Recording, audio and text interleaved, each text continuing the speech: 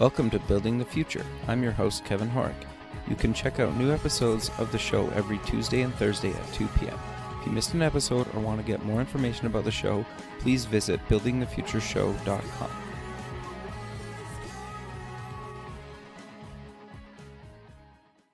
SoupX, the Startup Expo, North America's premier startup conference, is March 6th and 7th, 2017, in sunny Fort Lauderdale, Florida.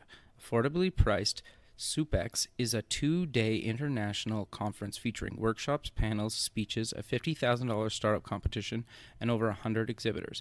For more information, go to sup-x.org. Welcome back to the show. Today we have Aaron Itzkowitz. He's the CEO at Jingles. Aaron, welcome to the show. Thanks, Kevin.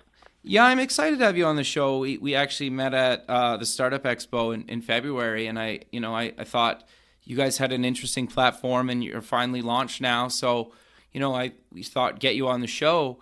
But maybe before we kind of get into the platform, let's get to know you a little bit better and start off with where you grew up. Sure. I grew up in New York. Okay. And I went to a local college called Brooklyn College many years ago. What did you take there? First, like all nice Jewish boys, my mother wanted me to become a doctor. Sure. So I started pre-med. I started as pre-med. Okay. But I think I dropped the courses after the first week. Really? And then I realized, Why? It just wasn't for me. I always loved business. I was always an entrepreneur. I was that kid in elementary school who would figure out how to buy Kit Kat bars and sell them to their classmates. Sure. Got you. I got you. Okay. So you took business then in university? I did. Okay. I took business courses. Mm-hmm. Okay. And so you got your degree. You got out of school. What did you end up doing? I worked in a family business for 17 years. Okay. And yeah, keep going. Sorry. Sure, no problem. That business was the picture framing business, contract picture framing specifically. So what we did was, if you see artwork hanging in hotel rooms, or if you go on QVC, Home Shopping Network, or mail order companies, like framed decor, framed prints. Sure. Our company manufactured that. Okay, very cool. And so after 17 years, you were done, sick of it, wanted to change? Actually, what happened was I came into the family business from college, and it was my grandfather, my father, and my uncle, and they had a nice, profitable business, small business, about a dozen employees, and they were making money every year over year, but they didn't really have any growth. Okay. So I began to really make a push, and what I did was I was able to take the company from $750,000 a year back in the 1980s, which was a nice sized company back then for a small business, and I grew it to $10 million. Wow, that's awesome. And yeah, we had 175 employees at that time, and we incorporated systems like I think we were one of the first companies to have a TRS-80, which was an old Radio Shack computer. That's awesome. For our accounts receivable and our order processing, and it wasn't even like there was software off the shelf. We had to hire a systems analyst and a manager to come in here and custom program everything. Wow. And it was, I'm thinking back that we had those big, I think it was like 5 1/4 discs, floppy disks. Yeah, totally. So it was a lot of fun back there. In fact, I remember once the billing department was sitting there, and they billed 20 invoices. They had to pop out the floppy disk and put another floppy disk to build the next 20 invoices. So, we're a far cry from there. But to make a long story short, I got the internet bug around 1998 when things were coming online, .coms, and I wanted to transform the family business into a technology business. Okay. Being able to... No, go ahead. I'm sorry? No, go ahead. And so we were saying, how can we take our products that we were selling through catalog and mail order company and put that online? Interesting. And so I said, okay, let's figure this out. And we sort of mapped out a plan.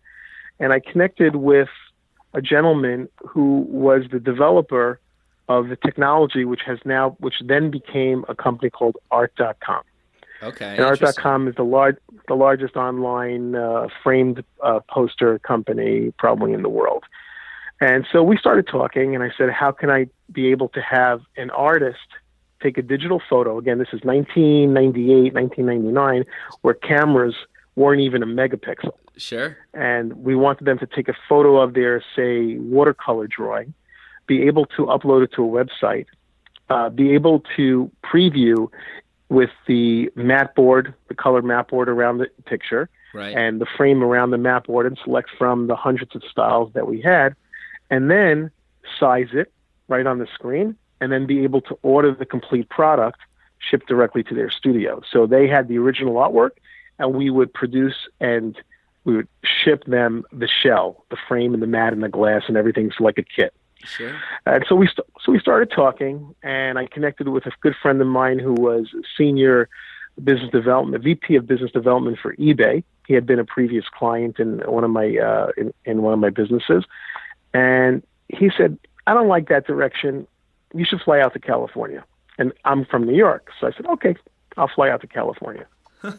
Okay. We sat for a day in his home near Palo Alto, and he said, "I think we need to change the model." He said, "Digital photography is going to be getting really big. There are companies like Snapfish and Shutterfly were just launching that." Sure. He said, "Instead of doing custom framing, let's do photo framing. Let people have their photos from their digital camera, and they're going to upload it. They upload it to Shutterfly. Then they're ordering prints. Let's give them a frame option." So we basically pivoted into that concept. The next night, he took me to his angel group. They didn't even call it an angel group back then. They called it like an investment group. Okay. And he took me into eBay at 8 p.m. at night in front of 11 executives. That's amazing. And we walked out of there that night with an $850,000 commitment for funding. They basically went around the table, and one guy said 25, I'm in for 25. Another guy said, I'm in for 10, I'm in for 50. And so we basically moved forward to a model where we were going to build the infrastructure or the API. They didn't even call it an API back then. Sure. For companies like Snapfish and Shutterfly and Kodak, who are all trying to push towards an online photo business. And now we were probably 10 years ahead of our time. Sure. And to make a long story shorter, we built the tools, spent a crazy amount of money.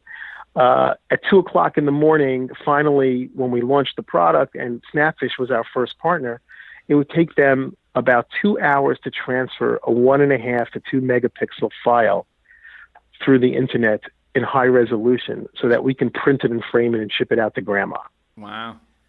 And unfortunately, at the end of the day, the market just wasn't ready for it. And so we were doing like $200 a day. And the beautiful .com that we thought was going to be gangbusters became, a .bomb. Okay. So in that time period, by the way, I made the leap from going from the family business because my dad didn't know much about technology other than checking his stocks on AOL.com. So he didn't really want to put any money, invest any time in the business. So I actually branched out, and I learned a lot about technology and how to use it in business during that very expensive educational time for me in my life. Sure, but it was you learned tons, right? And you, like you said, you had a blast. I did. So I did. So after that, what happened was, now it's 2001, and I get a call from Hewlett Packard. Okay. And Hewlett Packard had heard about me because we had press, we were on TV with our product. Our company was called PhotoFrames.com, and we were written up in magazines. So we had really good press, and they said, we want to launch a product that's based off our new large format printers. And they, I don't know if you go into FedEx office or you go into Office Depot print, and you see large format printers that Sure. print 24 by 36. Back then, it wasn't mainstream. Okay. And they were trying to prove the model to the printers to buy their machines. Interesting. And they were having a rough time doing it. So they wanted to build an online model where people can order posters on demand and have it shipped to them. Okay. And so they had found me out and thought I was the industry expert. So they contracted me as a consultant for 6 months, and we built and launched a product with their partner called Excited Home. Excited Home is no longer in business, but it was huge. They had I think, a database of thousands and thousands of museum poster images. And so we built a system, a website where a consumer can go online, pick a Van Gogh poster from whichever museum, place the order with a black frame around it, and they would get their printed poster in a frame shipped to them within, a week. That's cool. Yeah. And so basically the rest of my path has been in consulting and startup businesses through the period until 2 years ago when my 18-year-old son, my then 18-year-old son, was sitting on the couch one day and he's watching the Super Bowl. And I see, what's the one time a year that everybody watches TV commercials? Sure. Is the Super Bowl. Of course, so yeah. I see... Some people even watch the Super Bowl for the commercials. You're absolutely correct, and there are websites about that too. Sure. So Yosef's sitting on the couch. My son Yosef is sitting on the couch, and I see him tweeting, texting, Facebook messaging. I said, "What are you doing?" He said, "Well, I'm on a chat with about 22 of my friends, and they all want to know which commercials I like."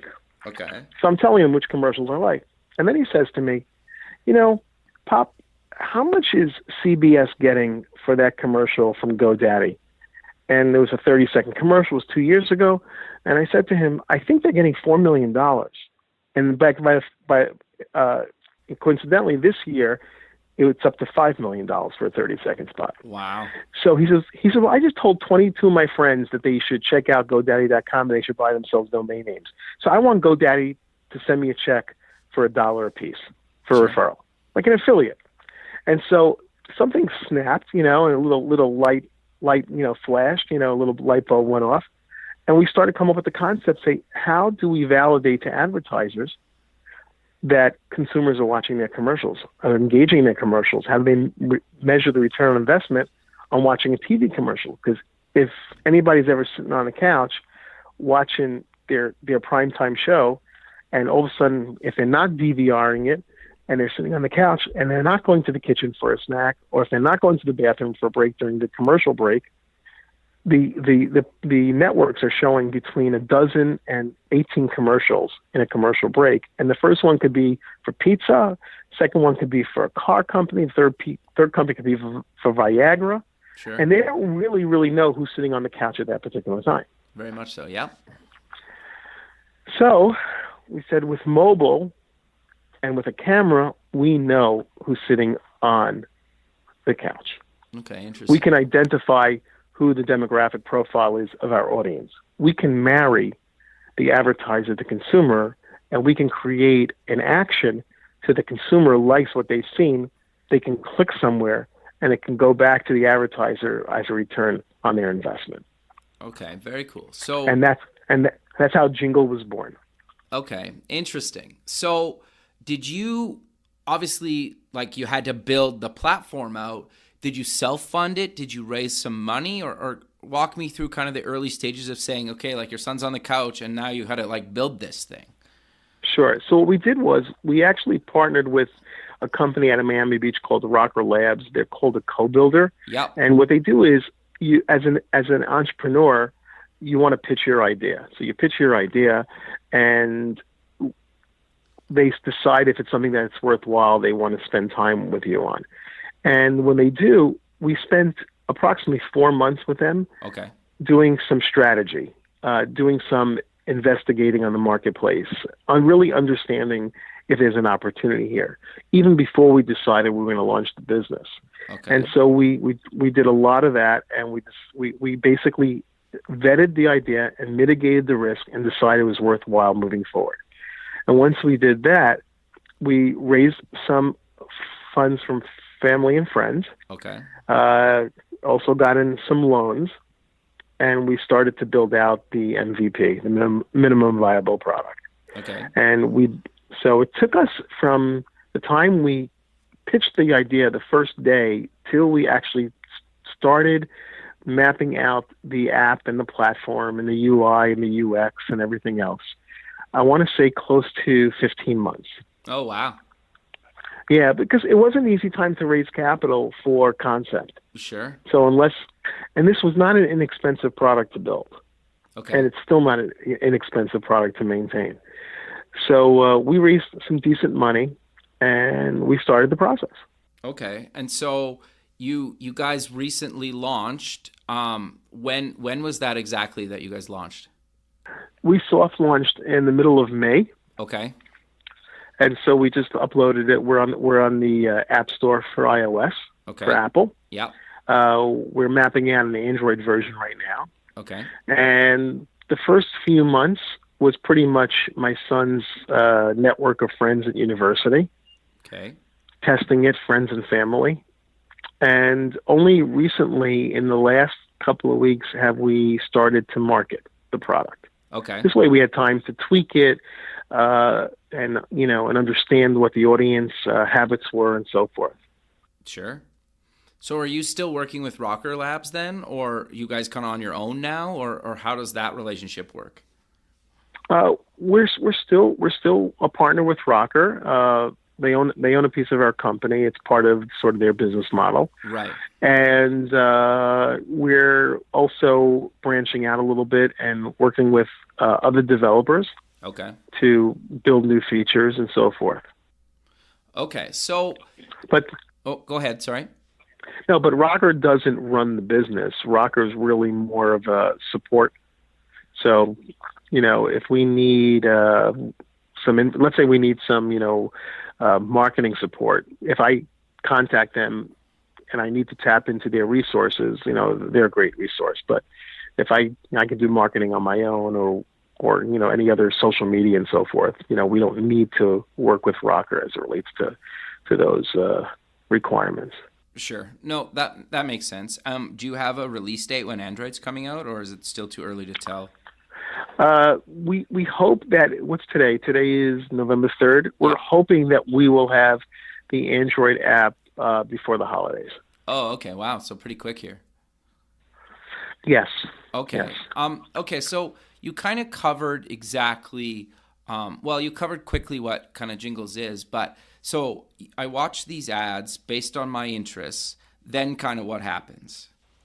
So let me just take a step back for a second, Kevin. Sure. So the biggest pain facing advertisers today is, are people really watching those little annoying mobile video ads that pop up on YouTube before you see your content? Sure. Okay, studies have shown that probably more than 95% of people who are watching, who are looking at Facebook or are on YouTube and other publisher websites, or I should say apps, and they get a pop-up video, is they'll skip it or they'll close out the window. Mm-hmm. So what Jingles has done is we've created a solution where if you've got your mobile phone in your hand and you turn on Jingles and there's a few choices of video ads to watch from, okay, you start watching the video, and if you turn your head away from the screen, the video pauses. Oh, interesting. When you turn back, the video resumes. If you lower the volume while you're watching the video pauses. Okay. When you increase it, it resumes. So we do for the advertisers, we verify that a user will watch the entirety of an ad, and basically it's a guaranteed delivery of a commercial. Gotcha. Now, as a consumer, what is the benefit for me to do that? Because I skip ads on YouTube. I skip ads on Facebook, right? So what we did was we want to prove the model out. So we created the Jingles Jackpot. Okay. And what the Jingles Jackpot is you watch a commercial, say between 3 o'clock and 4 o'clock in the afternoon, you are entered into a 4 o'clock drawing where you're guaranteed to win cash. Okay. So the way it works is you watch one video ad, you get one entry into the hourly jackpot. I watch a video ad, I get an entry into the same jackpot. 5,000 other people watch a video ad, they get entered into the jackpot. The jackpot is determined by the number of users that have joined that particular game. Right. So if there are 5,000 users, there's X amount of money into the jackpot. That jackpot now sits, and at 4 o'clock, the drawing is randomly held, all done by algorithm, which determines that, Kevin, you're in first place, by the way, congratulations. Sure. And Aaron, you're in last place, you're 5,000th. Okay. But every single person from first position all the way through 5,000th position wins something. It's totally based on a point system that distributes the rewards. It's a reward, and you might win on that contest $50, and I might win 2 cents. Got you. But everybody wins something, and they accumulate it. And within the app itself, it keeps a total of your reward points. We call them coin. Okay. And as soon as you hit 200 coin, which is the equivalent of $2, there's a little redeem button. You hit redeem. It takes you to our redemption page within the app, and you just have your email address, password for PayPal, and it deposits the money directly into your PayPal account. Okay, very cool. And at the same time, it's for us, it's business intelligence, because now we're collecting data about you, what you like, what you don't like. Ultimately, future features will be when you go to cash out, we'll say, hey, Kevin, Pepsi or Coke? Sure. Jif or Skippy? Right. And you'll answer, and we'll collect that data, and then the advertisers will be able to target their audiences based on the audience providing their own demographic details about themselves. Right. Okay. No, that makes sense. And that's Jingles in a nutshell. Sure. So the money that you guys are getting to pay people, where's that coming from? So ultimately, advertisers will pay us okay. to show you their ad. Sure. And from that advertising revenue, we are contributing a certain amount of money to the contests. Got you. Okay. Yeah, and that makes sense. Yeah. And then you're giving them potentially or selling back to them like intelligence based on like a target demographic, and then they can make, changes to their ads, or they can make new ads based on, that business intelligence and data, right? Absolutely. So let's say you were a political candidate, okay, and you wanted to target 20 different audiences. In theory, you can create 20 different creative messages. Right. And then upload it to Jingles, and then, have it play to this particular ad gets played to this particular demographic, and that ad is that demographic. So, you can really, really ultimately, as we grow the audience and we have a sizable audience, it's really becomes almost a portal for advertisers to connect with consumers. Sure. It's almost like A/B testing for them, right? Like it's more than, right? It's A/B testing for their ads, kind of, and focus grouping. They can do that too, but let's say they want to target a message for women between the ages of 25 and 32 that are married with one child. Sure. Right. So they can test that and see how that performs. And then they want to do the same thing to 25, 32 with single women and see how that performs. But they can tweak their advertisements. And what they can do is this can really help save a lot of money too, because one of the most expensive commercials in history of Super Bowl was this past year was a toe fungal cream commercial. Okay. They said it was the worst commercial ever. And the company spent $2 million to create the ad. Wow. And they spent $10 million for 2 30-second commercial spots. Wow. Now, had we been available to them and we had a sizable audience back then, they could have come to us and said, hey guys, we want to see how this test performs. So they could have said, we want to target 5,000 jinglers. Sure. And they could have filmed the whole thing on an iPhone or an Android, uploaded it, tested the audience. We could have sent out a survey, and we could have, obviously we would have, the audience would opt in because they'd get some kind of benefit for providing survey answers. Totally. So everybody, and then they could have tested their commercial. And inexpensively, they could have probably spent, we might have charged them, let's say $5 a consumer for that. They could have spent $25,000. Okay. And maybe they would have repositioned their commercial to have a different message. Got you. Yeah. That makes sense. Yeah. Very cool. Yeah. Right. Like, and then they could have maybe spent that $12 million and had a successful campaign, right? Oh, absolutely. Without a question.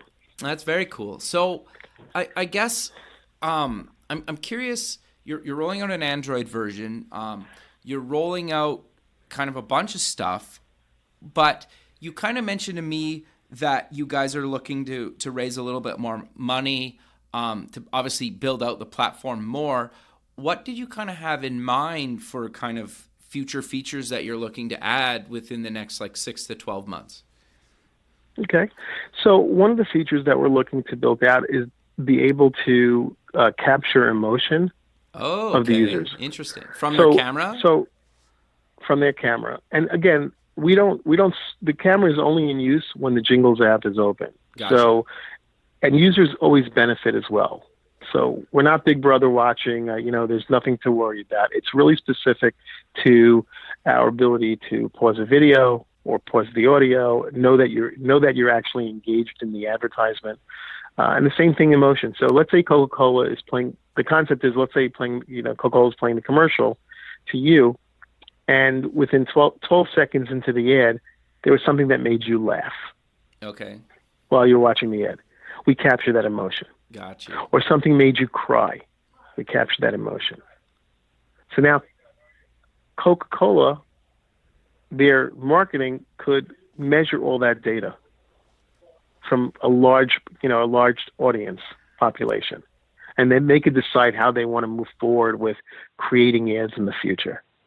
Another feature, again, everything that we want to do is we want it to be a win-win for everyone. It has to be a win-win for the advertiser. It has to be a win-win for the consumer.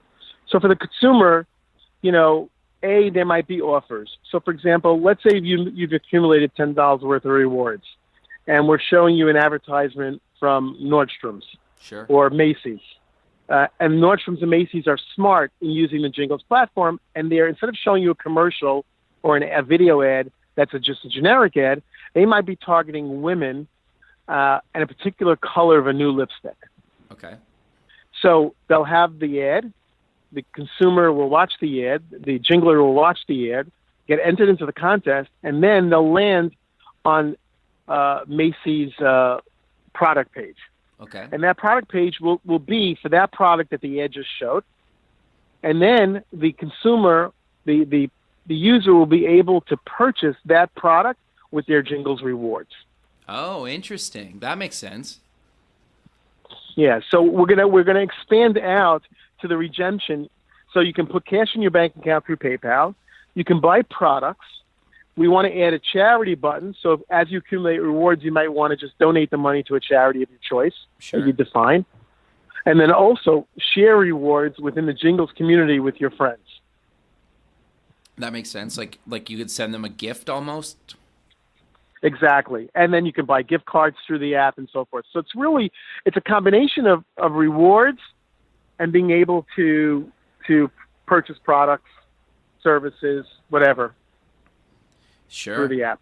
Sure. That makes sense. And we kind of mentioned earlier that you guys are looking to raise a round. How soon are you guys looking to raise a round? And kind of, you don't have to give me a number value, but just maybe if anybody's interested in maybe talking to you guys about maybe making an investment, do you want to just mention quickly kind of roughly what you guys are looking for, some VC capital or what you're looking for? Sure. So we're actually a little bit of a hybrid, because we've been going out for a big number, but it's really based on proof of concept and then rolling out and expanding the model, because this is a numbers game. We're in the opportunity of an exponential market, meaning I already know how to acquire users, and I know how much it's going to cost me to acquire users. Got you. So if I want 1 million users in the platform, it's going to cost me millions of dollars to acquire those users. Okay. Just like Snapchat, when Snapchat is raising, $500 million, they're not using that money for their employees to go on vacation. Sure. They're using it for marketing and expansion. So, but we can build to that point too. So what we've been doing is we've been raising some capital from friends and family now and some small angel groups, and as little as $5,000 and as high as $250,000 is sort of where our what we're looking for right now. So sort of like an intermediary seed round of up to $250,000, and then we'll either go for another round larger than that, or we'll go to a Series A. Okay. So between probably between $2 and $5 million. Sure, that makes sense. And then I'm assuming you're hoping that by the end of the year, kind of early into the new year? Yes. So, one of the things that my grandfather, of course, came from the picture framing industry, always used to tell me in an election year that it was always an interesting climate. People were always a little bit wary. They didn't know who the candidate was gonna ultimately be elected. So he said until the actual election date, Okay. people were, business was always a little bit slow, a little spotty. It came and it went. He said, but once the election came and went, it didn't make a difference who the winning candidate was. It just gave everybody a sense of relief. And then the skies would open up. And he'd be right every 4 years. Really? We noticed that, till November. Yeah. And historically, we would go back to the picture frame business back 20 years and see that trend. Wow. So I think it's been the same thing for me in raising capital. It's been kind of challenging, but I believe after next week, I think the skies will open, and we've spoken to probably, over 100 different groups that nobody said they didn't like the concept. Nobody didn't like the product. I think they're just, waiting to see what happens with us because we're still at pre-revenue, but we're hoping that within the next 2-3 weeks, we'll start generating revenue. Oh, wow. That's pretty quick, actually. So if any of your listeners want to contact me to talk about investment options and opportunities, please let them know. We have a package. I can email to them, and they don't have to worry about writing the big checks. They can even get in, a smaller scale too. Sure. No, that makes sense. So I'm curious, when we met in Florida, are you currently in Florida or are you kind of in New York? I live in Florida, and Okay. I've actually been traveling. I've been traveling to New York on investor meetings and presentations. Oh, okay. So you're looking to raise out of New York, not Florida? Or it doesn't really matter, I guess. It doesn't really matter. I've been introduced to people out in Silicon Valley on the West Coast, and so, when the time is right, I'll hop on a plane there too. Sure. No, that makes a lot of sense. Yeah, in fact, our user base is across the United States. So Sure. it's not a Florida-based Florida heavy intensive user base. Right. Are you guys going to expand outside of North America at some point, or are you already, or how does that really work? So we've been in discussions with companies outside of the United States already, 3 Okay. different countries. And we're in discussions. The way we built the platform in the back end is we can do any currency, any language. Currency doesn't even have to be money. People can build out our back end and they can use it for a point system to buy products. So it can be anything. Okay. No, that makes a lot of sense. But we're kind of coming to the end of the show, so maybe let's close the show with mentioning where people can get more information and find you guys online. Sure. They can visit jingles.info. That's JIN as in Nancy, G as in George, L as in Larry, Z as in Zebra, .info. That's Perfect. our basically landing website right now. And people can feel free to call me directly or email me. My email address is Aaron, AARON, @jingles.net. Again, JINGLZ.net, AARON. And my number is 917-892-3545. Again, 917-892-3545. Feel free to text me and tell me that you found out about me on Kevin's show. Perfect. Well, Aaron, I really appreciate you taking the time out of your day to be on the show, and I look forward to keeping in touch with you. And hopefully I see you at the Startup Expo. Hopefully we'll be there. I look forward to seeing you again, Kevin. Thank you very much Perfect, for the man. time today. All right. Have a good rest of your day. We'll talk soon. Take care. Okay. Bye-bye. Bye.